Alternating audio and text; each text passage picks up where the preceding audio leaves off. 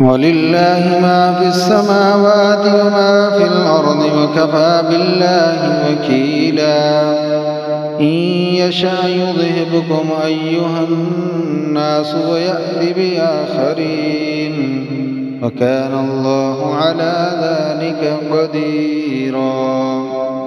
من كان يريد ثواب الدنيا فعند الله ثواب الدنيا والآخرة وكان الله سميعا بصيرا يا أيها الذين آمنوا كونوا قوامين بالقسط شهداء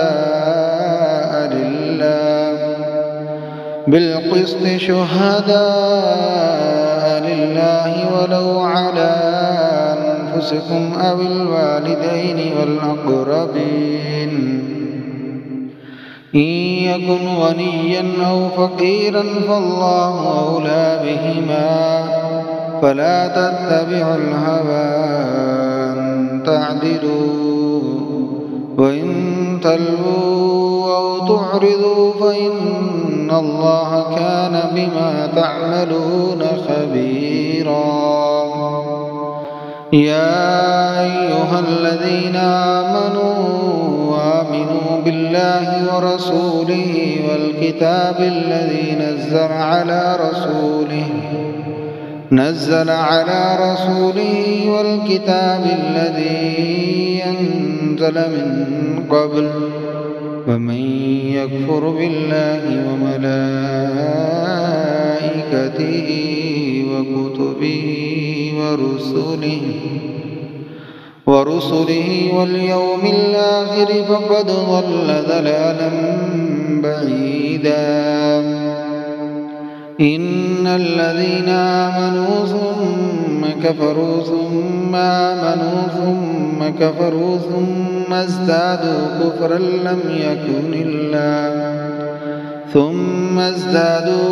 لم يكن الله ليغفر لهم ولا ليهديهم سبيلا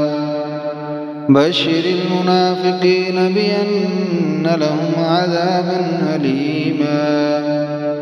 الذين يتخذون الكافرين أولياء من دون المؤمنين أيبتغون عندهم العزة فإن العزة لله جميعا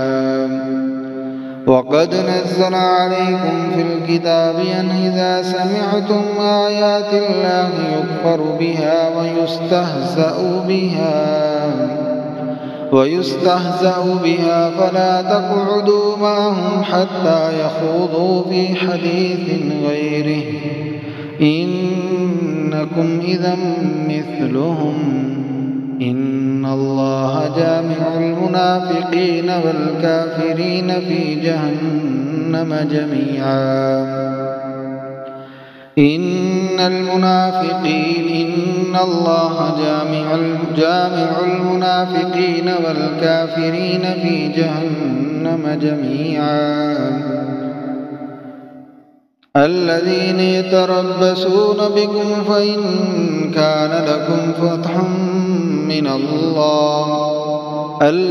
يتربصون بكم فإن كان لكم فتح من الله قالوا ولم نكن معكم وإن كان للكافرين نصيب قالوا ولم نستحفظ عليكم ونمنعكم من المؤمنين فالله يحكم بينكم يوم القيامة ولن يجعل الله للكافرين على المؤمنين سبيلا إن المنافقين يخادعون الله وهو خادعهم وإذا قاموا إلى الصلاة قاموا كسالى يراءون الناس ولا يذكرون الله إلا قليلا